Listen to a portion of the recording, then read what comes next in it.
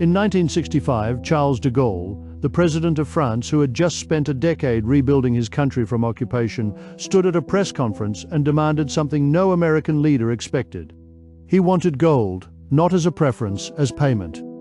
And that single demand explains why your mortgage rate, your gas bill, and every trade invoice on the planet still moves through one currency today. Chapter 1. Why did France empty Fort Knox? February 4, 1965. Charles de Gaulle holds a press conference at the Élysée Palace. He is not a fringe critic. He is the President of France, a founding member of the North Atlantic Treaty Organization, and a man who remembers what happens when one country prints money faster than it produces value. He announces that France will begin exchanging its US dollars for gold at the fixed rate of $35 per ounce. And he is not subtle about why. The dollar, he says, is only as good as the gold behind it, and he suspects the gold is running out. For 2 decades, the world has operated on the Bretton Woods system. Established in 1944 at a resort in New Hampshire, the agreement made the US dollar the world's reserve currency. Other currencies pegged to the dollar, and the dollar itself was convertible to gold. It was a confidence trick that worked because everyone believed the United States would not abuse its privilege. The obvious explanation is that de Gaulle was being difficult, French obstinacy, but the real mechanism is that he could read a balance sheet. American spending on Vietnam and domestic programs was exploding. The United States was printing dollars far faster than it was mining gold. De Gaulle realized that holding dollars was a slowly inflating tax. Gold was the exit. If we remove all the complicated words, the system was simple. America promised the world that every dollar was as good as gold. De Gaulle called the bluff. He wanted the gold. By 1971, the pressure had become unbearable. On August 15th, President Richard Nixon went on television and announced the suspension of dollar-to-gold conversion. The gold standard was dead. The dollar became what economists call fiat currency, money backed by nothing except the government's promise. I thought the story ended there. It didn't. It started. That $35 promise. Let me say that again, because it sounds insane. The United States owed the world gold at $35 an ounce, and it ran out.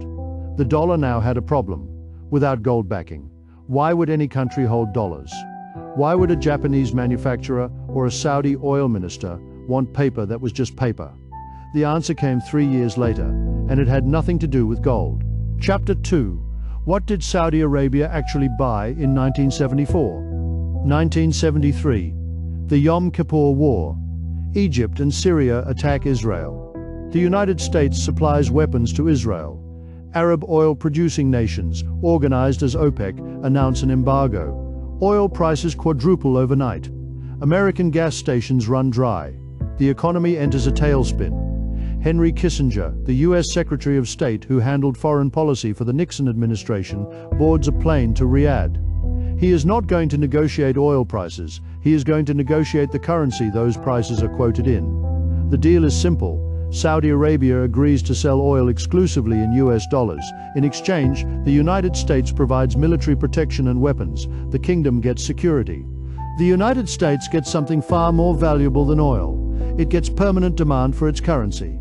The obvious explanation is that this was a diplomatic masterstroke, a clever arrangement between allies.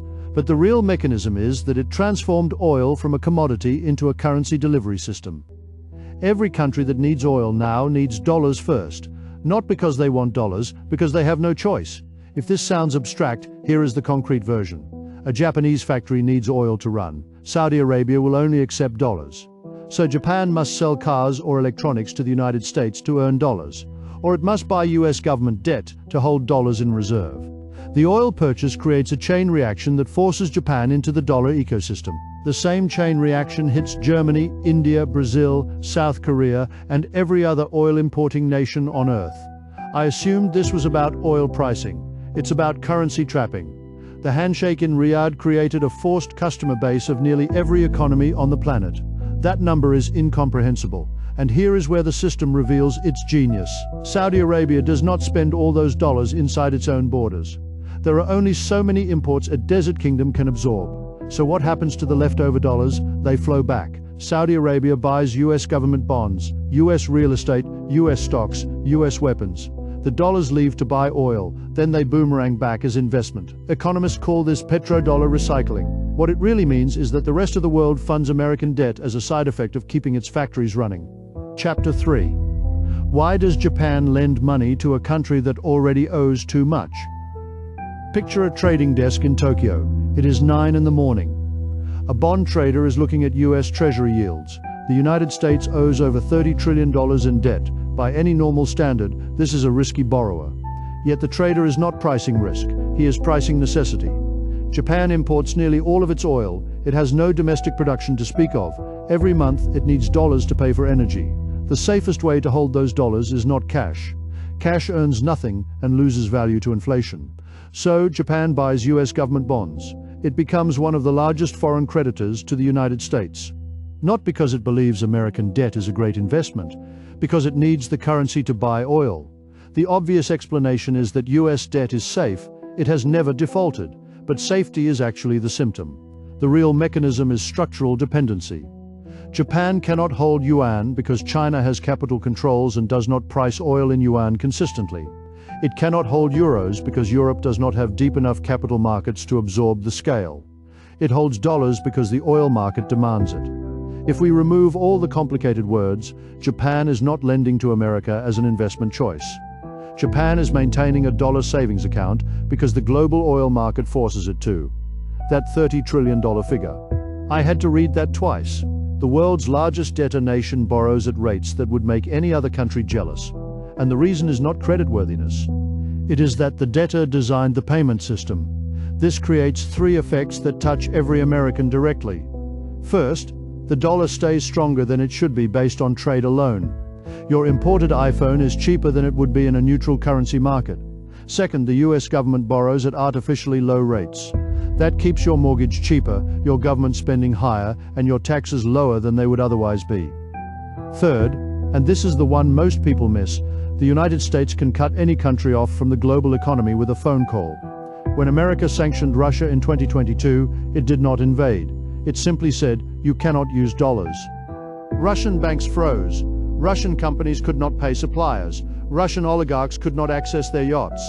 That is the power of controlling the currency that everyone must use. But here is the thing. When you weaponize the payment system, people start looking for another payment system. Chapter 4. Why can't China quit the dollar even when it wants to? In 2024, a Chinese oil buyer received an invoice from a Russian supplier. For the first time in a major bilateral deal, the invoice was denominated in yuan, not dollars. The payment went through. The oil moved. Headlines declared the petrodollar was cracking.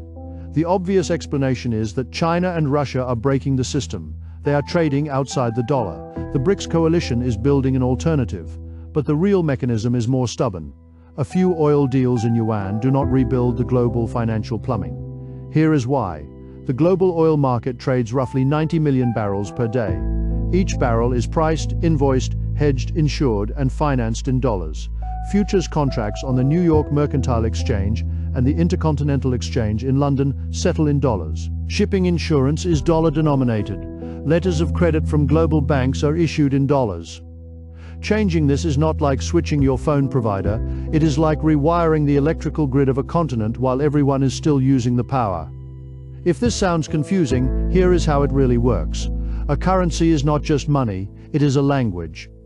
The entire global trade system speaks dollar. You can learn a new language, but you cannot force everyone else to learn it with you. China has capital controls. You cannot freely move yuan in and out of the country. That alone disqualifies it as a global reserve currency. The euro exists, but Europe cannot agree on fiscal policy, and its capital markets are fragmented. There is simply no alternative ready to absorb the scale. I kept looking for the dollar's replacement. What I found was a vacuum dressed as competition. The dollar's share of global central bank reserves has declined from about 70% to 58% over the last 2 decades. That is not a collapse, that is erosion. And erosion is harder to notice and harder to stop. But here is the inversion. The military power that enforces the system is also the cost that makes the system fragile. The United States maintains 11 aircraft carrier groups and roughly 750 military bases worldwide. That force reminds countries there are consequences to leaving the dollar ecosystem. But maintaining that force costs roughly $1 trillion annually in defense spending. The protection racket has a maintenance bill, and the bill is getting larger. Chapter 5. What happens when the tax collector loses his leverage? Big systems do not collapse overnight. They erode gradually and then suddenly. Ask anyone who worked at a newspaper in 1999. The internet did not kill print journalism in a year. It declined for 2 decades, and then the remaining institutions were shadows of what they were. The petrodollar is in its newspaper moment. It will not end with a headline. It will matter less year by year, trade by trade. But for anyone building long-term wealth, the direction of travel matters more than the exact timetable. If the dollar weakens as global demand softens, 3 things move. Gold and commodities rise because they are priced in dollars and become relatively cheaper for foreign buyers. Emerging markets become more attractive because their debts, often denominated in dollars, become easier to service. And the energy transition accelerates not because of climate policy, but because of currency independence. A country with domestic renewable energy does not need to buy dollars to import oil. It breaks the chain. The obvious explanation is that the petrodollar will collapse and take American prosperity with it. But the real mechanism is that decline creates redistribution, not annihilation. The United States will not disappear. It will simply lose the hidden subsidy that has kept its borrowing costs low, its currency strong, and its sanctions devastating. If we remove all the complicated words, the system is simple. The world has been paying a currency tax on every barrel of oil. The tax funded American debt, American consumption, and American power. The tax is now being disputed, and when a tax is disputed long enough, it gets reformed or it gets evaded. I thought the question was when the dollar would fall. The question is when the rest of the world will finish building the exits, 58%. That number doesn't care about your portfolio. But your portfolio should care about it. The story is ongoing. Countries are not leaving the dollar because they love each other. They are leaving because the cost of staying has risen above the cost of switching. It's hard to know how fast the erosion will accelerate. We'll see whether the yuan, the euro, or a basket of currencies gains real traction. But here's the thing. The foundation underneath your stocks, your bonds, and your house has cracks. They are widening slowly. And slow cracks are the ones most people ignore until they are too wide to patch. Coincidence stops being an answer when the same pattern repeats across gold, oil, and digital currencies. It becomes the question nobody wants to ask out loud. How long would you keep your savings in a bank if you knew the teller could freeze your account based on politics? If you ran a country that imported all its energy, what would you start building the day after you realized your currency savings were actually someone else's?